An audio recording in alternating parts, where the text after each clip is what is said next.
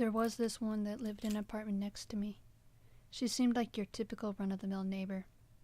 I have talked to her several times since I have lived here. But one day, I looked out my window and saw her. She was talking to someone. They seemed to be having a heated discussion about something. I tried not to pry into their business, as it is none of mine. I tried not to succumb to the curiosity of the argument and do other things. But it was hard, because you could hear the yelling, you could hear the little bits of the conversation. I tried my hardest to tune them out, but it was becoming very hard. When I was about to succumb to my curiosity again, I heard a scream and a garbled sound. I looked out my window again and saw her stabbing the person she was having an argument with. I didn't know what to do.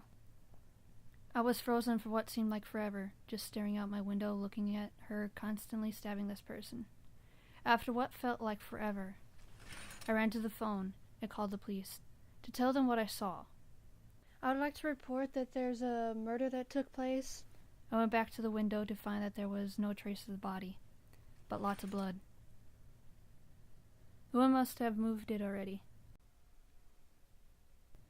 The next day I saw her, I tried to act like everything was normal, and that I didn't see anything. The thing was, I was paranoid that she saw me that day. It went on like this for 2 weeks, and nothing happened. The police had come to investigate, but found no evidence of the murder that took place. When I heard that, I went to check it out, and sure enough, the blood was gone. I wondered how they did that. There was so much blood there. I started to think that maybe I imagined it, but no, that couldn't have been so. I decided to poke around and spy the woman next door.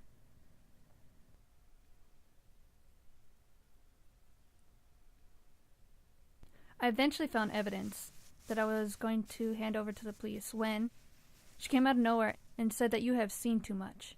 I was going to be nice and let you live. But no, you had to come and poke around. Then, the next thing I knew, she was coming at me with a knife, and we rolled on the ground. I tried my hardest not to get killed, and that was all I was thinking about. I eventually got the upper hand at the last minute, and the knife went into her chest. I don't recall what happened after that, but somehow the cops were called, and I told them what happened, and that was that, I guess. To this day, no one knows what happened to the body. Some say she dropped the person in the lake, others say she cut them up and put them in a safe and dumped them in the landfill. The list goes on and on. The apartment is now considered cursed nowadays, too.